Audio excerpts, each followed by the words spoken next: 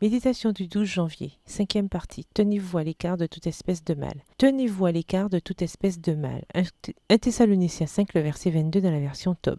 Il est curieux que l'apôtre ait écrit « Abstenez-vous du mal sous toutes ses formes » et non pas simplement « Abstenez-vous du mal ». J'en déduis alors qu'il y a plusieurs catégories concernant le mal. Peut-on inclure ici les choses qui semblent à nos yeux inoffensives, mais qui au fond sont très graves? Si vous faites partie des personnes souvent confrontées à elles-mêmes en argumentant « Qu'il y a-t-il de mal à cela ?» ou « Je suis assez mûr pour faire certaines choses sans en être affecté » ou encore « Je ne fais de mal à personne », vous vous placez en situation de vulnérabilité que Satan exploitera. Nos critères sont trop fragiles pour que nous nous y fions. Nos pas seuls ne sont assurés que lorsque nous affermissons notre marche à travers la vie en un, ainsi par l'Éternel. Nous lisons dans la Bible, tout est permis mais tout n'est pas utile, tout est permis mais tout n'édifie pas. 1 Corinthiens 10, le verset 23. Voici la clé pour agir de façon responsable devant Dieu et nous-mêmes. Tout ce qui entrave la croissance spirituelle et nourrit votre nature charnelle est à éviter. Ne vous placez pas dans la ligne de mire du diable, pensant que vous êtes suffisamment perspicace pour ne pas être trompé. Ce que vous lisez, regardez, vos conversations et certaines pensées obsessionnelles asservissent votre vie quotidienne